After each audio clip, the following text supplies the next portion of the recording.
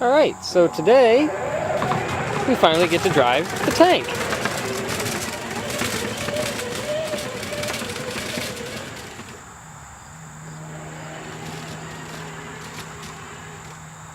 So the battery's getting a little dead.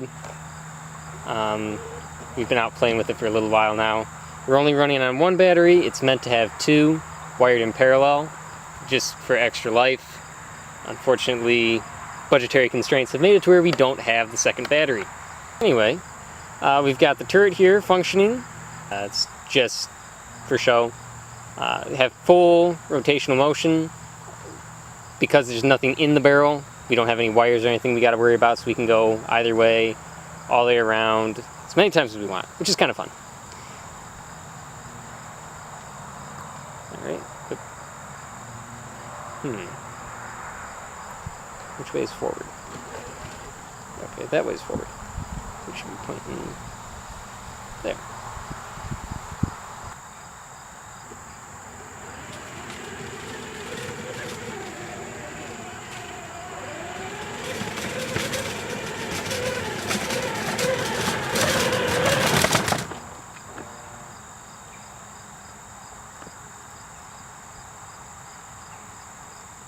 Alright. Let's have a closer look.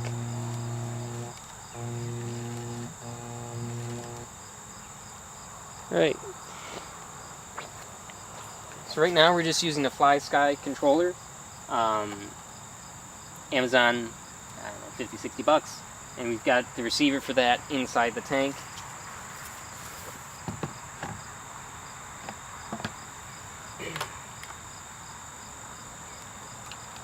So we've got that receiver's hooked up to 3 Vex Pro Victor 888s. Those are what run our 3 motors. We have 2 motors, one for each side of drive, and then we have one more, I believe it's like a Bosch seat motor from automotive uses, that runs the turret. So right now, you can kind of see, you might be able to see the empty bay.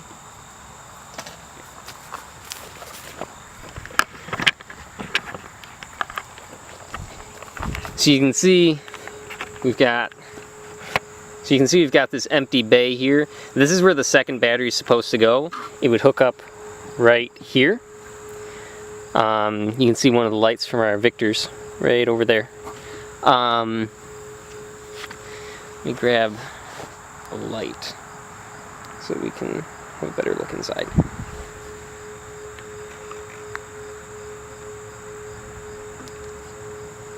Okay.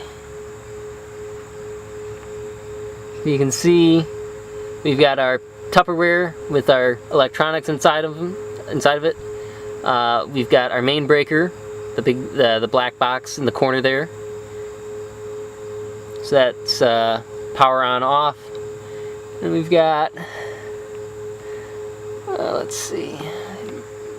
Oh, right there's the window motor that runs the turret.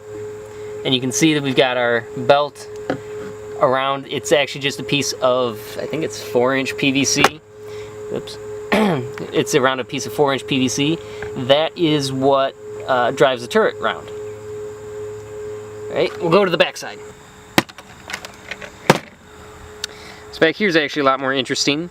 We've got, here's our grill that holds the battery in place. The battery is held in place by well, those are pretty stiff. You can see right there's a block that holds the battery forward, backwards, and then on either side of it it's held in by some chunks of 2x4 underneath here.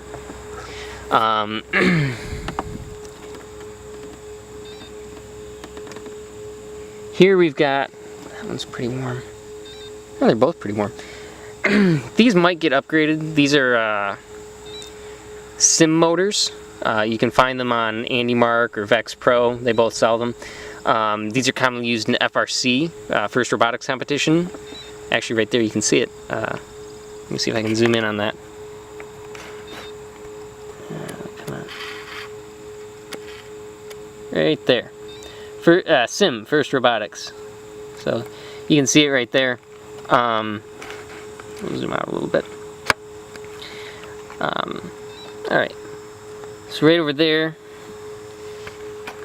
getting in my light. So right here we have our receiver, and we've got our PWM cables running into it. And then we've got the motors. Those are into Toughbox Nanos, which you can kind of see.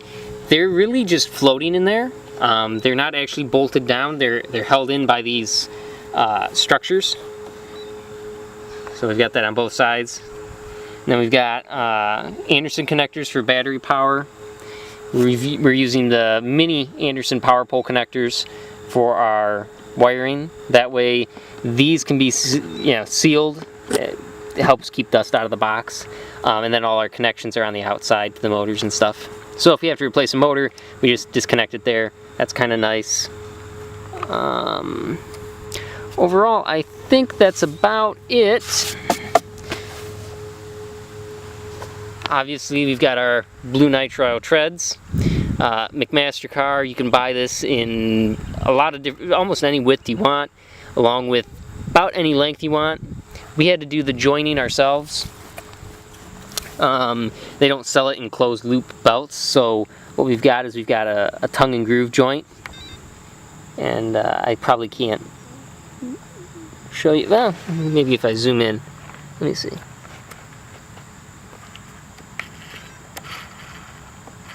Yeah, you can kind of see it. So you can see how there's the layers there.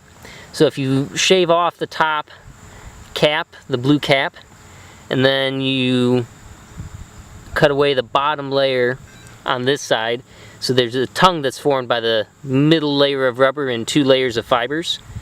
And then you have, on this side, you have a layer of fiber and the cap, and then you have a layer of rubber in between 2 layers of fiber on the other end. And so then you just lap them together, and you use basically just super glue is all it is. And it does a really good job. I don't think I would need the rivets in it. Those are just there kind of as a safeguard so that it doesn't start to peel. The super glue has a lot of strength in shear, but it doesn't have a lot of strength if you start to peel the pieces apart. So the rivets are there just to make sure that end doesn't start to flap up and start to peel away. So that is it. The tank is more or less done. It's fully usable.